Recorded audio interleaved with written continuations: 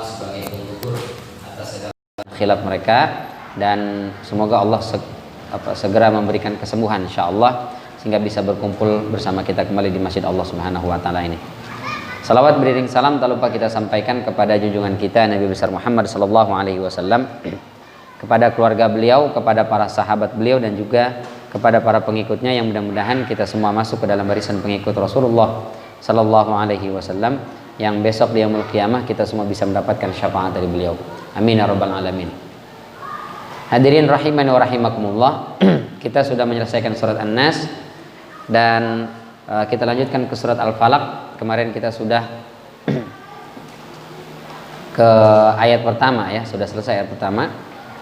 Kita baca dulu bersama.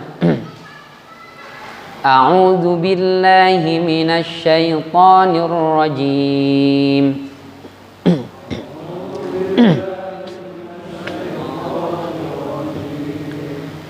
Bismillahirrahmanirrahim.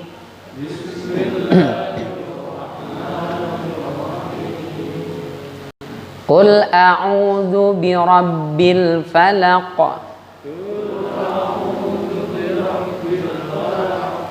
Min syarri ma khalaq. Wa min syarri ghasiqin idza waqab.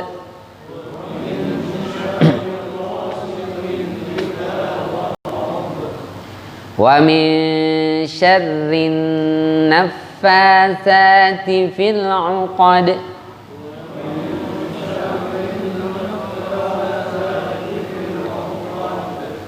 Wa min syarri hasidin idza hasad.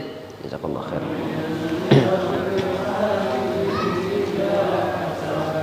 Ya.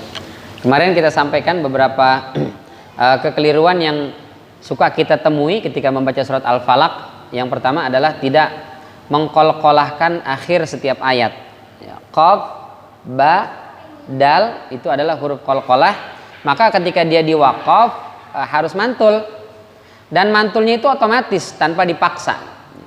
Falaqa, falaqa, khalaqa, waqaba, uqad, hasad, otomatis ya, bukan falaqqa, khalaqqa, waqab, uqad, bukan hasad. Nah itu keliru, tidak ditahan, tapi dia biarkan mantul dengan sendirinya, karena itu adalah huruf-huruf yang memang secara automatically dia memantul ketika kita betul pelafalan makhrajnya. Itu yang pertama. Yang kedua, pembacaan syarri sepengetahuan saya yang dhaif ini itu ada dua, bisa syarri, jadi tafkhim dan tarkiknya pada satu waktu. Jadi syarri, syar itunya tafkhim, bibirnya maju, ri tarkik, bibirnya mundur gitu. Karena kan kalau tasydid itu aslinya dua huruf yang sama, huruf pertama sukun, huruf kedua berbaris. Nah, kita sampaikan bahwa ra kalau dia berbaris itu kan kita jelas ya, atau mudah menemukan mana tafkhim mana tarkik. Kalau dia barisnya fathah atau dhammah, baik maksudnya ra atau ru, itu pasti tafkhim, bibirnya harus maju. Ra, ru, nggak mungkin ra, ru, pasti ro, ru. Kalau dia berbaris kasrah pasti tarkik, ri, nggak, bukan ri itu salah, ri. Tapi yang sering keliru ketika dia berbaris sukun. Kalau dia berbaris sukun maka lihat sebelumnya. Kalau sebelumnya berbaris a atau u maka tafkhim jadinya, itu harus monyong. Kalau dia sebelumnya berbaris i, tarkik, nggak boleh monyong. Misalnya ghafur, syakur, minan nar, harus maju bibirnya, nar, ya, nggak boleh minan nar. Nah itu nggak tafkhim, keliru. Harusnya minan nar. Tarmihim, bukan tarmihim. Kalau tarmihim tarkik jadinya, itu keliru. Mestinya tar, bibirnya maju tuh, itu namanya tafkhim. Jadi kalau sebelumnya a, sebelumnya u, tafkhim, tebal, bibirnya maju. Tapi kalau sebelumnya kasrah, nah itu tarqiq, nggak boleh maju. Misalnya khabir, wa huwa ala kulli syai'in qadir. Kalau kita majuin jadi tafkhim, wa huwa ala kulli syai'in qadir. Nah, itu salah, Pak. Suaranya aja udah kedengeran tuh. Nah, jadi kita nggak lihat saja, dengar kuping, tahu deh tuh. Ya Pak, inna rabbahum bihim yawma idzil la khabir. Maju nih bibir. Langsung tahu kita, Pak. Harusnya jangan maju itu. Kita bisa ngecek imam, tapi itu kesalahan khafi. Kesalahan khafi artinya masih sah jadi imam. Ya, masih sah jadi imam. Boleh. Ya. Cuma kalau bisa yang khafi pun kita screening yang sampai ada itu afdalnya ya. Yang kesalahan jali itu yang nggak boleh. Misalnya min syarri ma khalaq. Nah, itu udah parah itu. Itu harus sudah di SP3. Nggak boleh. Tapi kalau kesalahan-kesalahan yang khafi masih boleh. Kayak misalnya mesti tafkhim, dia baca tarqiq. Nah, syarri kalau kita buka hurufnya dua, ro yang pertama sukun, ro yang kedua berbaris. Maka ro yang pertama sukun sebelumnya berbaris a, sya. Maka dibaca tafkhim, syar. Setelah itu ro-nya berbaris kasrah, ro keduanya ri. Jadi syarri dua kali tuh. Tebal dan juga tipis. Tafkhim dan juga tarqiq. Tapi ada sebagian ulama yang mengatakan sudah langsung dihukumi tarqiq karena berbaris kasrah, sehingga bacanya mi syarri. Kalau saya ikut mazhab yang kedua, jadi bacanya bukan mi syarri tapi mi syarri. Nah, itu boleh dua-duanya. Ya, terserah. Tapi konsisten di ayat kedua syarri, ayat ketiga pun sama syarri, ayat keempat syarri, ayat kelima syarri. Jangan diselang-seling. Ayat keduanya mi syarri ma khalaq. Ayat ketiganya wa mi syarri ghasiqin. Ayat keempatnya wa mi syarrin. Ayat kelimanya wa mi syarri. Nah, itu nggak konsisten, nggak boleh. Kalau yang tipis ya tipis semua, kalau tebal ya tebal semua. Yang terakhir kekeliruan di ayat terakhir, di ayat kelima, ha di sini kecil. Wa min syarri hasidin idza hasad. Ha ya. Itu di tengah itu, gantung dia ha itu.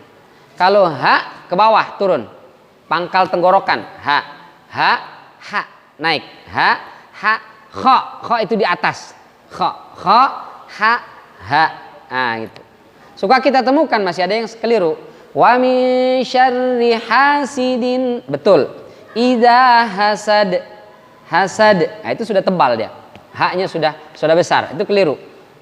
Mestinya hasidin, hasad. Nah, dua-duanya tipis, dua-duanya yang hak kecil. Baik. Nah, itu terkait dengan bacaan. Kemarin kita sudah sampaikan asbabun nuzul ini sama dengan surat An-Nas. Momen-momen dibacakannya pun sama seperti surat An-Nas. Ya. Kapan disunahkan kita baca surat Al-Falaq dan surat An-Nas? Di antaranya setelah selesai salat. Di antaranya adalah ketika zikir pagi dan petang. Ya, di antaranya adalah pada ba'diyah maghrib dan qobliyah subuh. Itu disunahkan, Pak. Nah, itu Al-Ikhlas ya, maaf, itu Al-Ikhlas. Kalau Al-Falaq dan An-Nas bukan di salat, tapi di ba'da salat. Nah, itu baca zikir. Zikir itu diantaranya kita baca surat An-Nas dan surat Al-Falaq. Setelah itu jadi ruqyah. Ketika meruqyah ini kita baca Al-Falaq dan juga An-Nas. Baik. Kemarin kita sudah bahas ayat pertama, qul a'udzu birabbil falaq. Katakanlah hai Rasulullah, aku berlindung kepada Rabb Al-Falaq. Di antara makna Al-Falaq kita sampaikan mayoritas ulama itu menafsirkan waktu subuh. Kita sampaikan falak secara bahasa artinya yang terbuka atau yang terbelah. Jadi falaqus subhi itu kata Imam Mujahid, Imam Atha dan juga At-Tabari. Kemudian ini dipilih oleh mayoritas ahli tafsir dan itu pula yang dipakai dalam terjemahan Depag. Ya, terjemahan Depag katakanlah aku berlindung kepada Rabb Al-Falaq, di situ adalah waktu subuh. Sementara Ad-Dhahhak mengatakan Al-Falaq semua makhluk. Karena semua makhluk tercipta, terlahir itu hasil pembelahan sel, minimal pembelahan sel. Seamuba-amubanya amuba, tetap aja dia untuk lahir harus terjadi pembelahan sel. Ya. Kita juga sama, terjadi pembelahan sel. Kalau kita baca tentang proses bagaimana penciptaan anak manusia itu kan, dari sel ovum bertemu dengan sel sperma, lalu membentuk apa segala macam itu, nanti membelah kan, jadi 2, jadi 4, jadi 8 dan seterusnya. Jadi terjadi pembelahan, itu disebut dengan falak. Tanaman, tumbuh-tumbuhan itu dari biji, sebelum dia tumbuh tunas, biji itu akan terbuka, aku keluar. Atau minimal dia membuka tanah sehingga keluar tumbuhannya itu. Nah, itu disebut dengan al-falak. Maka kata Ad-Dhahhak, al-falak ini berarti semua makhluk. Karena semua makhluk selain Allah Subhanahu wa taala itu diciptakan dari sesuatu yang kemudian terjadi proses pembelahan. Maka disebut dengan al-falak. Salah satu riwayat dari Ibnu Abbas mengatakan al-falak ini nama dari neraka. Jadi salah satu penjara di neraka itu ada yang namanya al-falak. Baik. Kita kemarin memilih pendapat jumhur ulama bahwa al-falak itu adalah waktu subuh. Ya, meskipun bisa saja maknanya untuk seluruh makhluk, bisa juga maknanya salah satu penjara yang ada di neraka. Tapi yang kita ambil kemarin adalah waktu subuh. Kenapa Rabbul Falak? Dari sekian banyak waktu, ada maghrib, isya, subuh, zuhur, asar, sore, malam, siang, duha. Dari semua waktu, kenapa Allah hanya ambil Rabbul Falak? Nggak ada kita temukan dalam ayat apapun, surat manapun, Qul a'udzu atau ada Rabbul Maghrib. Maghrib ada, Maghrib bukan maghrib, beda ya. Rabbul Magharibi wal masyariq wal magharib. Rabbul Masyariq wal Magharib. Itu bukan maghrib. Kalau maghrib, waktu maghrib. Kalau magharib itu maksudnya adalah arah timur. Ya. Barat ya. Kalau timur masyariq. Masyariq jamak dari masyriq itu timur, al-magharib berarti barat. Kenapa disebut jamak ya? Padahal kan timur cuma satu. Timur ada berapa? Ada satu ya. Barat juga cuma satu. Kenapa bentuknya jamak, plural? Berarti banyak timur dan banyak barat. Rabbul masyariqi wal magharib. Masyriqaini wal maghribain. Dua, karena disebut dua, karena disebut banyak. Padahal cuma satu, timur ya satu, maghrib ya, barat ya satu gitu. Di antara tafsirnya kita baca itu, kenapa disebut jamak atau kadang-kadang lebih dari satu? Ya. Karena itu menunjukkan bahwa bumi bulat. Ya. Karena bumi itu bulat, maka kita akan ketemu timur terus, banyak ya. Semakin kita ke barat, ya, itu selalu menjadi sebelah timur kita, jalan terus. Nanti lama-lama kita sampai ke sini tetap aja gitu, menunjukkan bumi itu bulat. Yang kedua, karena arah timur ya, setiap orang yang tinggal di beberapa tempat itu, dia memiliki sendiri arahnya itu. Di Saudi timurnya ya kita ini sebelah timur dia gitu. Sebelah baratnya Saudi, ya Saudi sebelah timurnya. Ya. Sementara buat kita itu sebelah baratnya kan, sebelah baratnya. Sehingga kiblat buat orang kita ya ke arah barat, tapi buat orang-orang Afrika atau Amerika Latin itu dia ke arah timur. Itu makanya orang-orang tua kita dulu ketika zaman Belanda dibuang ke Suriname ya. Itu dipikirnya masih di Indonesia, sehingga mereka ketika dibuang ke sana oleh Belanda membangun masjid tetap kiblatnya ke barat. Padahal posisinya sebelah barat dari Mekah ya. Seharusnya ke timur kan. Di zaman itu Pak belum ada kompas apa. Sekarang tuh sejadah aja udah bisa ngukur itu. Handphone aja tinggal diputar-putar begini udah ketahuan ya. Sehingga banyak sekarang masjid yang kemudian terpaksa diserongin ya. Nah, jadi banyak sekali masjid-masjid itu yang miring. Kenapa? Karena baru ketahuan sekarang ternyata nggak pas ke arah kiblatnya. Jadi masjidnya lebih ke arah Chelsea, Manchester United atau Barcelona gitu. Bukan ke arah Ka'bah. Jadi dimiringin dikit gitu. Taib. Jadi Allah Subhanahu wa taala hanya menyebut satu saja, Rabbul Falak. Al-Falak. Kenapa Al-Falak? Kata Ibnu Asyur, karena malam hari biasanya itu merupakan waktu di mana orang sering melakukan kejahatan, sehingga orang sering takut dengan waktu malam. Meskipun sekarang kejahatan udah nggak mikirin malam, mau pagi, mau siang, mau sore, subuh juga ada. Kemarin di Masjid Sari Mulia subuh itu kan motor hilang.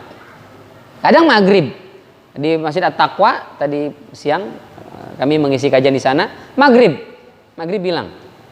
Masya Allah. Di masjid kita mudah-mudahan aman lah Pak. Insya Allah ada security yang mengamankan, alhamdulillah. Pahalanya banyak itu, Masya Allah. Taib. Jadi kata Ibnu Asyur, malam hari sering diidentikan dengan sesuatu yang buruk. Maka Allah Subhanahu wa taala menegaskan, Allah pemilik subuh. Kenapa? Karena subuh itu akhir malam. Sehingga harapannya orang ketakutan di malam hari, tapi kalau sudah masuk waktu subuh udah nggak takut lagi. Takut saya jalan, udah subuh, aman keluar gitu. Nah, jadi al-falak itu adalah secercah harapan, secercah cahaya yang membuat kita itu selalu optimis dalam menghadapi kehidupan. Sesulit dan seberat apapun masalah hidup kita, tenang. Allah Rabbul Falak. Allah pasti memberikan solusi. Semengerikan apapun malam, pasti ada waktu subuh. Sama ketika sesulit apapun masalah yang kita temui, sesusah apapun kendala yang kita hadapi dalam kehidupan ini, jangan pernah menyerah, karena ada Rabbul Falak. Nah, itu kira-kira maknanya yang disampaikan oleh Ibnu Asyur dalam At-Tahrir wa Tanwir. Nah, jadi ketika kita merasa mentok, maka yakinlah Allah selalu hadir memberikan pertolongannya. Nabi Yunus kita ceritakan, Nabi Yunus itu nggak tanggung-tanggung, nyemplung di perut ikan. Kalau kecemplung di sumur masih bisa teriak tolong, mudah-mudahan ada orang lewat ya. Orang tenggelam di laut masih bisa, minimal dia ngasih tanda SOS lah gitu. Kalau di perut ikan, gimana cara bikin SOS-nya? Miss call nggak bisa juga, nggak ada sinyal itu Pak dalam ikan mah, susah. Udah mentok, nggak mungkin ada orang bisa menolong. Biar kata ada perahu besar di atas ikan itu, mereka tetap nggak bisa dengar suara minta tolong dari dalam perut ikan. Ya, tapi ketika apa kata Allah Subhanahu wa taala, wa dzannuni idz dzahaba mughadiban. Dzannun ini gelarnya Nabi Yunus alaihissalam. Idz dzahaba mughadiban, ketika dia pergi sambil marah. Kenapa marah? Karena kaumnya diajak nyembah Allah susah banget Pak, ngelawan segala macam, nolak, susah dah. Akhirnya kesel, udahlah terserah dah, masuk surga, masuk neraka deh. Diajak baik aja susah gitu. Akhirnya istilah kata pensiun gitu. Tidak mau lagi berdakwah. Langsung Allah hukum dimasukin ke dalam perut ikan. Baru qazana allan naqdir alaihi. Tidak ada yang bisa menyelamatkan kecuali Allah Subhanahu wa taala. Fanada, maka Nabi Yunus memanggil di dalam perut ikan itu, alla ilaha illa anta, la ilaha illa anta. Tidak ada Tuhan selain Engkau ya Allah, subhanaka, maha suci Engkau. Inni kuntu minaz zalimin. Aku ini telah zalim. Aku salah, ngaku salah. Bahwa ya kita tidak boleh nyerah. Orang mau ada kayak enggak kayak yang ikut peduli kayak enggak peduli, kita tetap aja ngajak. Nah, kalau udah nyerah, Nabi Yunus aja dihukum Pak. Nabi ini dihukum, apalagi kita, Nabi bukan. Wali juga bukan. Waduh. Ya Allah. Nah, ini sering dijadikan doa mereka-mereka yang kepepet. Kalau udah susah mentok mana apa yang dibaca nih Ustaz bacaannya, udah baca aja la ilaha illa anta anaka inni kuntu minaz zalimin. Allah selamatkan. Nabi Musa alaihissalam ketika dikejar oleh Firaun dan bala tentaranya, mereka lari dengan Bani Israil yang selama di Mesir itu mereka statusnya sebagai budak, nggak ngerti perang, boro-boro berperang, pegang tombak aja udah merinding duluan gitu. Karena mereka tidak terlatih untuk perang. Begitu diajak melawan pasukan tentaranya Firaun, nggak bakal bisa. Akhirnya mereka lari mau menyeberang. Begitu lari sampai di tepi pantai, mereka bilang, inna lamudrakun. Musa, aduh ente ngajak kita kabur lari, sekarang depan kita udah laut, nggak ada perahu yang ngangkut kita, di belakang Firaun, kena nih. Ya sama juga bohong Musa ngapain kita capek-capek, kena kita bakal dibunuh sama Firaun.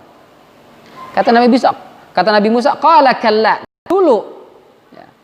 Inna ma'iya rabbi sayahdin. Bersama saya ada Rabb akan memberikan arah, petunjuk apa yang mesti dilakukan. Di sini Nabi Musa nggak bilang inna ma'ana rabbana atau inna ma'ana rabbana, nggak bilang bersama kita ada Tuhan kita, enggak. Kenapa? Karena Bani Israil udah nyerah aja, udah putus asa aja. Ya. Sementara Allah Subhanahu Wa Taala selalu bersama kita. Maka Nabi Musa alaihissalam mengatakan, ya bersama saya, bukan Tuhan kita, Pak. Jadi nggak diajak tuh kaumnya. Masya Allah. Beda dengan Rasul Sallallahu Alaihi Wasallam ya. Panada apa? Izhuma fil ghar, la tahzan, innallaha ma'ana.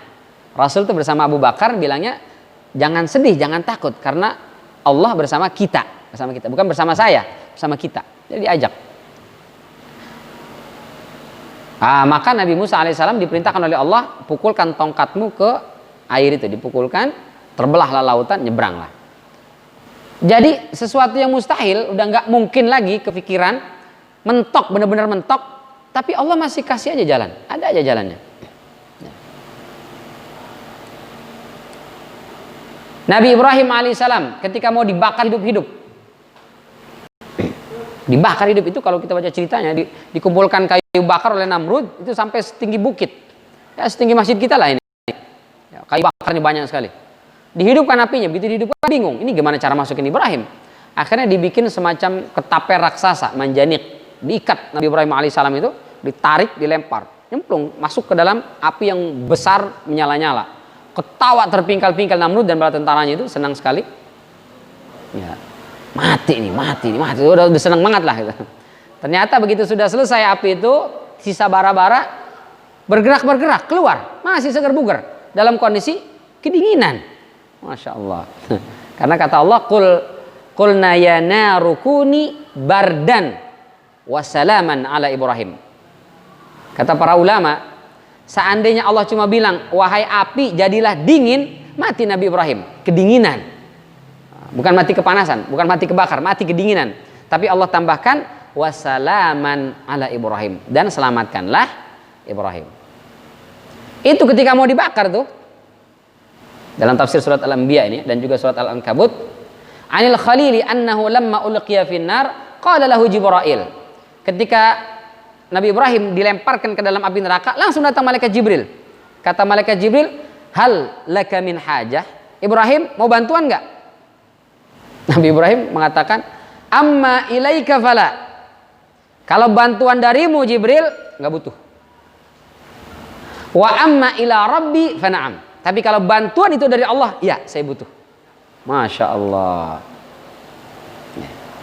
Lihat Nabi Ibrahim, tawakalnya tinggi banget Pak. Pokoknya kalau Allah nyelamatin saya, iya. Tapi kalau engkau, enggak. Saya sudah tawakal, serahkan ke Allah. Saya enggak butuh pertolongan dari selain Allah, hanya Allah. Wah itu dahsyat banget tuh. Tawakal udah tingkat Nabi, ya memang tingkat Nabi lah ya. Itu dahsyat luar biasa. Para Nabi itu begitu ya. Malaikat nawarin bantuan itu masih ditolak Pak. Kalau kita nyari-nyari bantuan, kesana kemari, ada yang bisa bantu saya, kemana aja kalau perlu semua minta bantuan. Ke Allahnya malah enggak. Minta bantuan ke semua orang yang kira-kira bisa bantu, ke Allah malah enggak minta. Kalau para Nabi itu masya Allah. Lihat Nabi Muhammad SAW ketika ke Taif dilempari pakai batu. Padahal di Taif ada saudara sepersusuannya itu ya. Baru masuk gerbang Taif saja itu seluruh penduduk Taif keluar rumah. Laki-laki, perempuan, tua, muda, anak-anak pegang batu, bayangin. Selangkah kau masuk Muhammad, kami lempari dengan batu. Rasul melangkah, dilempari dengan batu. Makanya Zaid bin Thabit itu menutupi Rasul SAW dengan badannya sampai berdarah-darah itu. Rasul pun kena kakinya berdarah.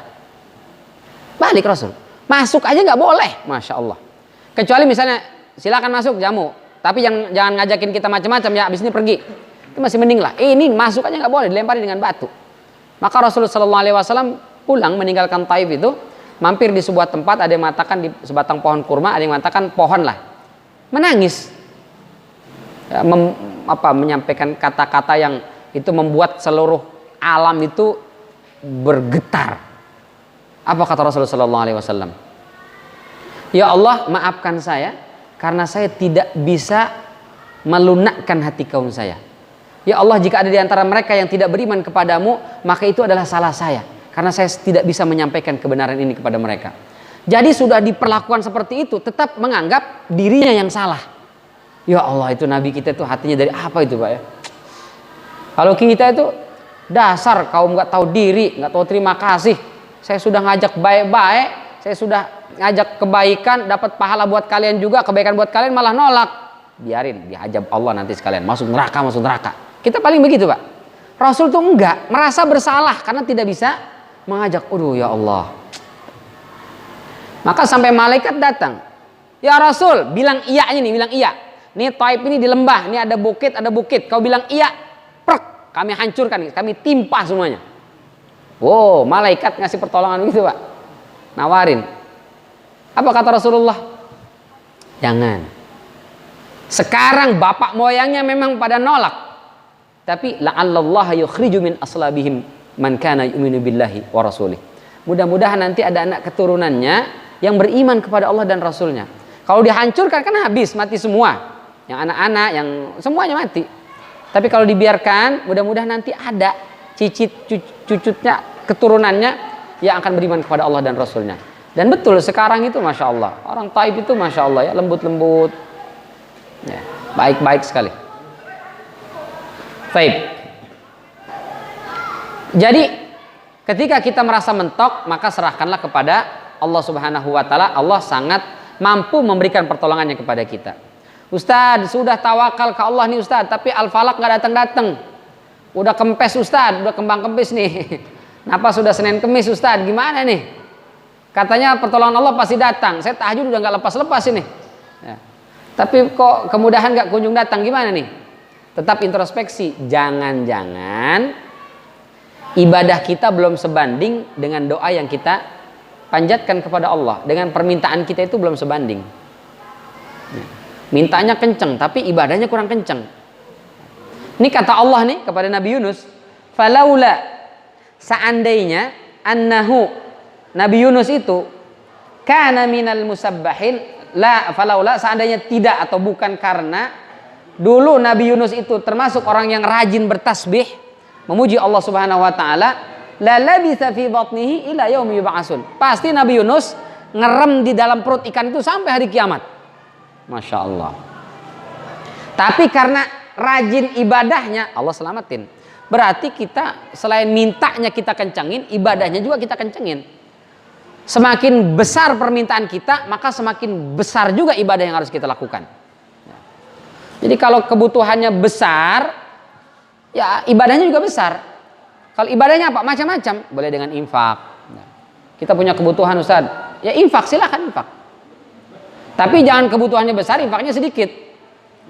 Ini saya ada hajat Ustadz, apa? Mau renovasi rumah. Berapa butuhnya? Ya sekitar 400 juta. Jadi saya nyumbang aja ke masjid. Berapa? 10.000. 10.000 pengen dapat 400 juta. Ini nggak balance ya, nggak cocok. Jadi ibadah harus sebanding dengan permintaan. Semakin besar permintaan kita, ibadahnya harus semakin besar juga. Gitu. Taib. Itu ayat pertama. Ayat kedua, min syarri ma khalaq. Berlindung dari syarri kebutuhan, ma khalaq, apa yang dia ciptakan. Maksudnya berarti makhluk. Ma khalaqa berarti makhluk. Jadi ya ayat kedua kita berlindung dari keburukan makhluk. Makhluk apa itu? Nggak disebutkan makhluknya. Pokoknya keburukan makhluk saja. Yang pertama kata syar. Ibnu Qayyim al-Jauzi mengatakan syar itu, keburukan itu adalah segala sesuatu yang menyakitkan atau segala sesuatu yang bisa mengantarkan kita pada hal yang menyakitkan. Itu syar, buruk. Virus, bakteri yang berbahaya itu syar, buruk. Karena dia bisa menyebabkan penyakit. Tapi juga ada sesuatu yang kelihatannya enak, tapi dia juga syar. Korupsi, mengambil yang bukan hak kita, mohon maaf, berzina. Itu mungkin enak kelihatannya, tapi hakikatnya syar. Kenapa? Karena dia bisa menghantarkan pada sesuatu yang menyakitkan, yaitu siksa neraka. Maka itu juga termasuk syar, burukan. Itu kata Ibnu Qayyim, kita kutip dari Fathul Majid. Nah, kata Syekh Saleh Al-Utsaimin dalam Al-Qaulul Mufid, jadi Allah Subhanahu wa taala menciptakan makhluknya itu Itu nggak semuanya buruk dan juga nggak semuanya baik. Tapi ada makhluk yang pasti baiknya. Ini ada makhluk yang Allah ciptakan sama sekali tidak ada sisi buruknya, baik semuanya. Apa itu? Surga. Di surga nggak ada keburukan. Malaikat, malaikat baik. Para nabi, para rasul itu kebaikan semua isinya, nggak ada keburukannya. Apalagi Nabi kita Muhammad SAW. Sampai-sampai Michael Hart itu mengatakan, Nabi kalian ini dahsyat. Saya pelajari kehidupannya dari A sampai Z itu semuanya bagus. Saya pelajari Hitler bagus, satu dua hal. Tapi kalau dicontoh seluruh kehidupannya enggak. Karena ada beberapa kebiasaan Hitler yang enggak bagus. Karl Marx bagus dalam satu dua hal, tapi sisanya enggak bagus. Makanya Michael Hart itu menempatkan Nabi kita Muhammad SAW menjadi nomor satu ya dari 100 tokoh yang paling berpengaruh di dunia. Kenapa? Karena seluruh aspek kehidupannya baik, nggak ada buruknya, Pak. Beda dengan kita. Ustadz mungkin bagus dalam satu dua hal, tapi kalau bapak ibu, kalau bapak-bapak kita semua tahu kehidupan ustadz dari A sampai Z, ternyata begitu dia. Oh ternyata dia suka ini juga. Oh ternyata itu juga. Ada hal-hal yang tidak dicontoh. Kayaknya banyakan yang nggak patut dicontohnya daripada yang dicontohnya gitu ya. Tapi Nabi dan Rasul nggak ada, semuanya patut dicontoh. Makanya perjanjian lama ataupun perjanjian baru itu Bible itu nggak bisa dijadikan contoh kitab itu. Kenapa? Karena Nabi dan Rasul di situ ada sifat-sifat buruknya. Ya, Nabi Daud difitnah, hobi menikah. Karena istrinya 1000, istri dan selirnya 1000 Pak, bayangin ya. Padahal seminggu cuma 7 hari kita, 7 malam, 1000 istrinya, masya Allah. Dengan selirnya, dengan pelayan-pelayannya. Nabi Musa difitnah berzina dengan salah satu putri Nabi Syuaib, maka kemudian dinikahi. Semua nabi itu ada cacatnya, ngeri gitu ya. Mana mungkin nabi ada cacat, ada buruk, ada sifat-sifat yang nggak patut dicontohnya.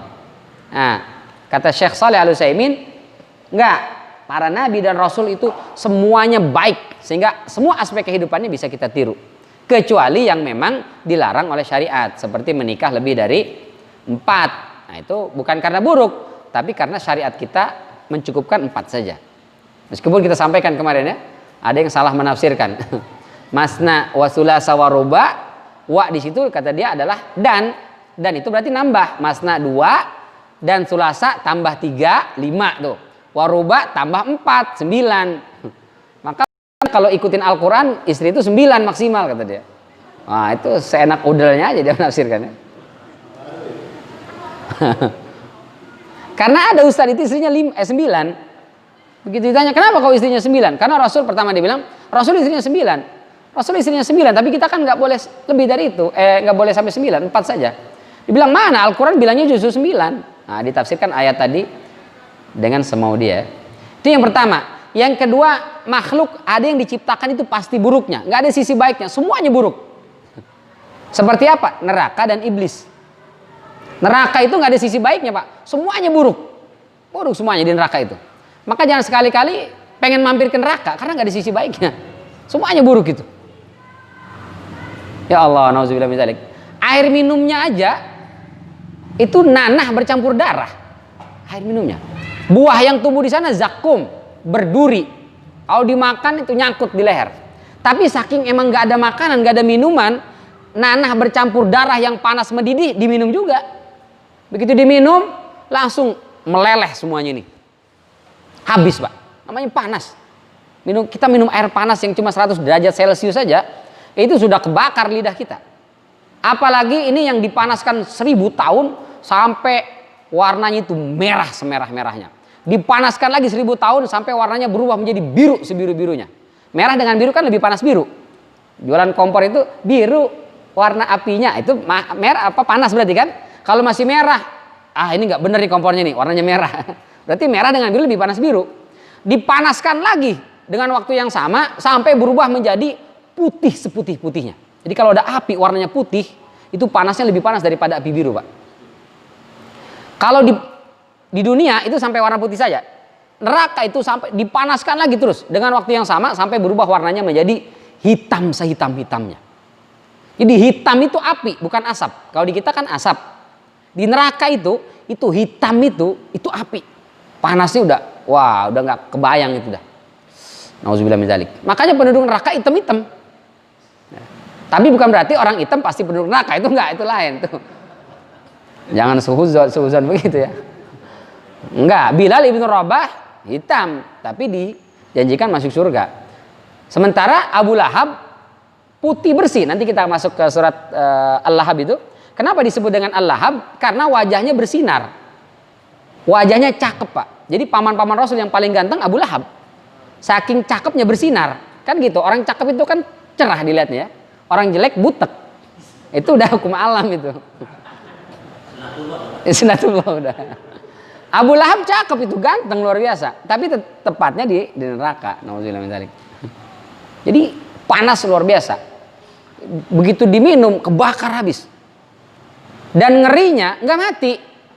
Jadi penduduk neraka itu kehilangan pala, tangan, terbakar kakinya, habis keluar ini isi usus perutnya semua habis itu, ditombak dari nauzubillah, dari dubur tembus ke kepala, disetrika, itu nggak mati. Ya. Kalau di dunia orang nggak ada palanya mati, di sana enggak. Itu yang Allah katakan tattali'u 'alal afidah, sampai kena ininya, kolbunya. Jadi yang disisakan kolbu, selama kolbunya masih ada, dia nggak mati, dia tetap merasakan sakit. Semua seperti orang hidup, Pak. Ya memang hidup gitu. Selama kolbunya masih ada, itu dia merasakan sakit semuanya. Oh itu gimana ngeri ya. Kalau di dunia ini orang sakit luar biasa meninggal, kepalanya diputus meninggal. Maka disembelih binatang, kepalanya, lehernya meninggal sudah. Di neraka selama jantung masih ada, nah itu tetap. Makanya sebagian ahli tafsir ketika menafsirkan tattali'u 'alal afidah itu, kolbu kita, jantung kita satu-satunya anggota tubuh itu yang tidak akan habis. Jadi dibakar atau disiksa semua habis-habis, sisa kolbu, setelah itu dihidupkan lagi, tumbuh lagi kaki segala macam. Begitu seterusnya. Oh, untuk apa? Supaya ngerasain betul-betul sakitnya itu disiksa di neraka. Jadi nggak mati-mati. Ada sebuah hadis dikatakan diperlihatkan kepada penduduk neraka seperti kabish, ya sejenis kambing lah gitu ya. Kalian tahu apa ini? Nggak tahu ya Allah, apa itu? Ini adalah al-maut, ini kematian. Saya sembelih, maka mulai hari ini tidak ada kematian. Penduduk surga diperlihatkan begitu, alhamdulillah, senang karena nggak mati-mati kan. Penduduk neraka begitu tidak ada kematian, la ilaha illallah, nangis mereka, nggak mati-mati merasakan siksa neraka. Jadi neraka dan iblis tidak ada positifnya, tidak ada baiknya, semua buruk. Ini kata Syekh Shalih Al-Utsaimin. Kaum satanisme mereka pro sama iblis tuh. Ada penganut setan ya, terutama artis-artis itu banyak. Jadi mereka sebelum manggung itu punya ritual-ritual khusus. Ini penganut satanisme. Kenapa mereka menganut satanisme? Di antara keyakinan mereka, setan adalah makhluk Allah yang terzalimi. Jadi perlu dapat dukungan. Ketika Allah perintahkan, "Hai malaikat, sujud kalian kepada Adam." Malaikat sujud, iblis enggak. Mestinya yang benar iblis, karena sujud itu hanya kepada Allah. Ini ada makhluk Allah ciptakan disuruh sujud, kok mau aja? Mestinya yang kita sujud adalah Allah, bukan makhluk. Berarti yang benar iblis, malaikat yang salah, gitu katanya. Malaikat nggak mikir, disuruh mau aja, padahal itu adalah tes ujian gitu.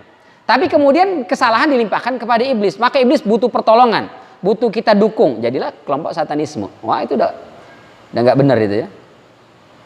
Jadi benar Ustaz itu? Enggak ya, enggak benar. Karena sujud di situ bukan sujud ibadah, tapi sujud ihtiram, al-inhina namanya. Jadi sujudnya bukan nyembah Nabi Adam, tapi sujud memberikan penghormatan. Sama seperti seorang guru memberikan penghormatan kepada muridnya karena berprestasi. Itu biasa, bukan berarti nyembah gitu. Nah, iblis menghormati pun enggak mau. Jadi sujudnya bukan sujud ibadah. Yang ketiga, ada kemungkinan baik dan ada kemungkinan buruk. Seperti manusia, jin, hewan. Jin ada kemungkinan baik, ada. Karena ada jin yang muslim. Wa anna minnal muslimun wa minnal qasitun. Di antara kami ada yang muslim, ada juga yang tidak muslim. Jadi jin ada muslim, Pak. Tapi apakah semua jin muslim baik? Enggak juga. Jangankan jin, Pak. Orang aja, orang muslim ada juga yang nyolong. Muslim ada juga yang berzina. Korupsi ada juga. Jadi jangan mentang-mentang, Ustaz ini saya pelihara jin. Jangan pelihara jin. nggak boleh, nanti kamu nambah kesesatan. Jinnya muslim.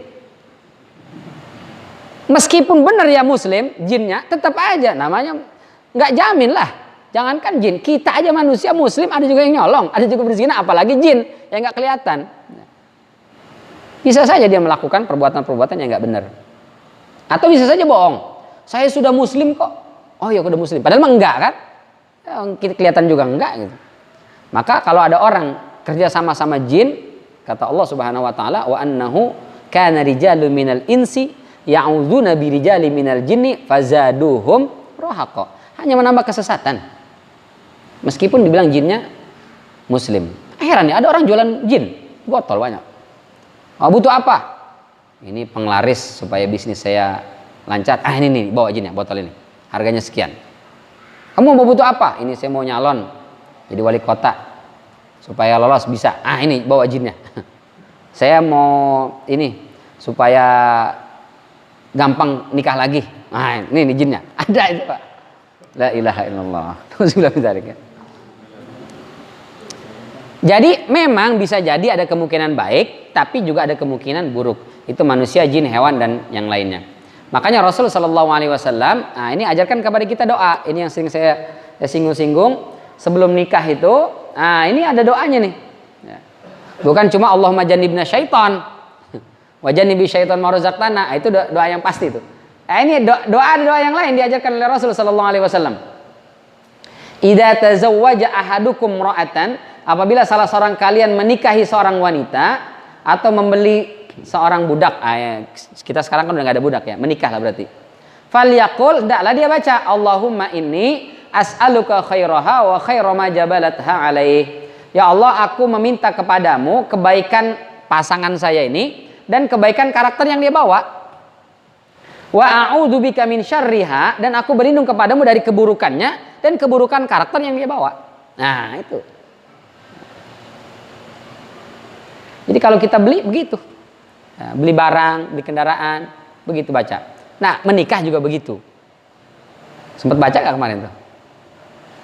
Belum kayaknya ya, belum tahu. Ya udah sekarang praktekin aja. Yang kedua nih nanti ya. Enggak ini. Enggak. Kalau udah ya udah gitu. Ya udah baca aja sekarang nggak apa-apa gitu. Meskipun udah lewat ya, adanya itu udah rawatin aja dah ya. Mau gimana lagi kan? Kenapa? Karena bisa saja pasangan kita dia membawa sifat karakter yang buruk. Sebagaimana kita juga punya karakter buruk yang bisa mempengaruhi pasangan kita. Kita sampaikan, boleh jadi suaminya dermawan, tapi istrinya pelit bin koret. Atau sebaliknya, suaminya yang koret, pelit, medit, istrinya yang dermawan. Itu lama-lama bisa mempengaruhi itu. Ya, mempengaruhi. Suaminya rajin taat beribadah, istrinya nggak taat beribadah, itu bisa mempengaruhi. Atau sebaliknya, nah, kita berlindung kepada Allah Subhanahu Wa Taala dari keburukan-keburukan itu. Ya. Nah, berarti manusia punya karakter baik dan juga ada kemungkinan karakter buruknya. Ini udah masuk Isya belum? 1 menit lagi. Wah, langsung bunyi nih. Oke, dan mudah-mudahan Allah selalu lindungi kita dari berbagai macam keburukan, sehingga kita selamat di dunia ini dan juga selamat besok di yaumul qiyamah, ditempatkan oleh Allah Subhanahu wa taala di surganya kelak. Amin amin ya rabbal alamin. Terima kasih atas segala perhatian. Mohon maaf apabila ada kekeliruan dan kekurangan. Kita tutup dengan hamdalah dan kafaratul majlis. Alhamdulillahirabbil alamin. Subhanakallahumma wa bihamdika asyhadu an